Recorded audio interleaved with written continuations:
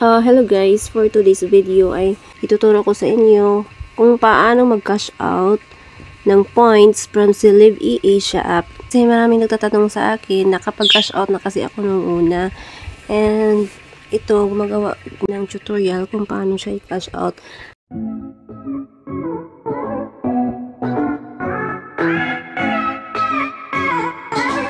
Unang-una, mag-login muna tayo sa ating Celebi account. Tatlong yaman. So, na dapat ay mayroon na tayong minimum points na 30,000 points. So, dati, last month, minimum points ni Celebi is 50k para makapag-cash out. Sa ngayon naman, ay minimum 30k na lang. Pwede na tayo makapag-cash out. So, para makapag-cash out tayo, balik tayo ha. Punta tayo sa ating account. Then, i-click natin dito, My Wallet. So, makita natin dyan, Fancy. So, dapat nga pala nakapag-link yung Celebi account mo sa Fancy Wallet. Meron akong naipon dito na 48,000 points. I-click lang natin to. Then, i-click lang natin yung all. So, meron siyang 15% na fee rate. So, ang 48,028 na points, maging 40,824 points na lang. I-click natin itong Fancy Point Swap. I-click lang natin itong confirm. Mag-i-email pala sila ng verification code. So, i-click lang natin ang confirm. Then, confirm lang ulit. Swap success. 0 na nakalagay dyan. Yung Celebi points natin, naging Fancy Point na siya. So, para ma-transfer na naman natin yan sa token, click lang natin yung export. Malaki-laki pala yung fee niya ngayon, 357 Fancy. So guys, medyo malaki yung fee niya. Hindi siya magkapareha pa, iba-iba siya. Minsan, bumaba. Minsan, tumataas. Ngayon, medyo mataas siya, 357 Fancy. The next day. Lalo pa yatang tumaas guys, 1,061 Fancy. Kala ko bumaba. The next day. So guys, andito tayo sa Fancy wallet ko. So, 2 days ko nang hinihintay, guys. Hindi talaga siya bumababa, oh. Bumaba na siya hanggang 360. Ngayon, 368. Kailangan ko na itong iswap, guys. Kasi, the other day ko pa ito sinaswap sa points. So, from Fancy Points, i-transfer naman natin ito to Fancy Token. So, i-click lang natin itong all. So, yan. Yan yung result for 40,824, meron siyang fee na 368. So, ang Fancy token natin ay maging 2,033.4118. I-click lang natin itong Fancy token swap. Click lang natin itong confirm.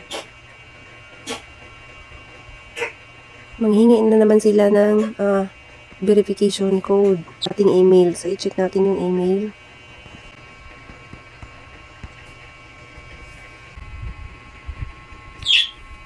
So, nakalagay dito, depending on the status of the Ethereum network, it may take some time for funds to appear in your wallet.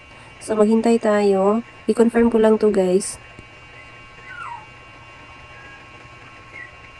So, 0 na nakalagay dyan sa ating Fancy Point.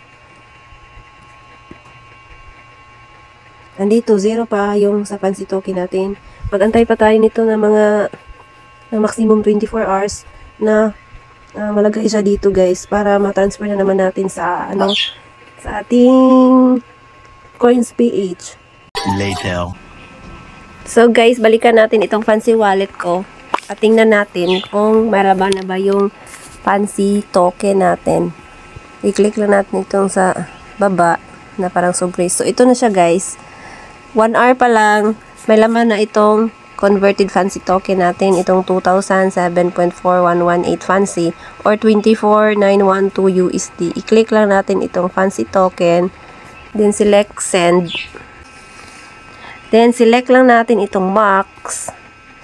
Then enter address na matatagpuan natin sa CoinsPH. So kailangan pala natin na pumunta muna tayo sa CoinsPH at hanapin natin si Fancy.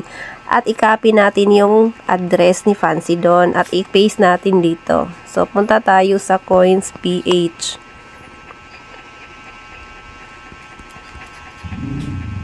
I-click lang natin itong gitna. At ito, dito si Fancy. I-click natin si Fancy. Click natin itong Transfer Fancy. Then Deposit Fancy. So, i-copy lang natin itong address. Copy wallet address. So, balik ulit tayo sa Fancy Wallet.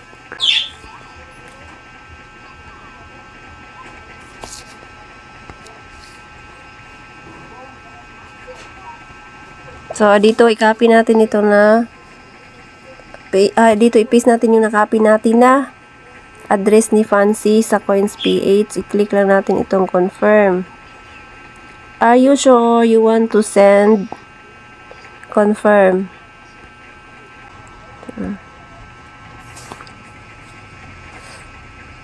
So, transfer success na guys. Mapapansin nyo dito yung fee na 0.0023. Yan po yung pinurchase natin na Ethereum dati nung una kong cash out. So, yan po magsisilbi natin transaction fee kada cash out natin guys. So, click lang natin itong confirm. So, hintayin na natin na mag-appear siya sa ating Coins.ph. Later. After few minutes, andito na siya sa ating Coins.ph guys. At kung gusto na natin itong ibenta, itudo na natin to para matransfer natin. At pabago-bago pala itong amount dito. Minsan tumaas, minsan bumaba. So kapag tumaas yung rate niya, pwede na natin siyang ibenta guys. So i-click lang natin itong gitnang button sa baba. I-click lang natin itong Fancy. Then, buy or sell Fancy. I-click lang natin itong sell Fancy to PHP. Then, may nakalagay dito, I want to sell Fancy. I-click lang natin itong max. Yung 2008 na Fancy token ko, naging 1,306.06 siya in Philippine Peso. So, i-click lang natin itong sell. Please confirm your order. So, sale successful. Click lang natin itong got it. So, ito na siya guys. Pwede na natin siyang i-transfer sa ating GCash or bank account. I-click lang natin itong cash out. So, sa akin GCash, yung ginamit ko. So, andyan na siya guys. I-click lang natin itong max. At mayroon pala siyang fee na 15 pesos. So, i-click lang natin itong next. Yung 1,306 ko, naging 1,291 na lang. Confirm. 436.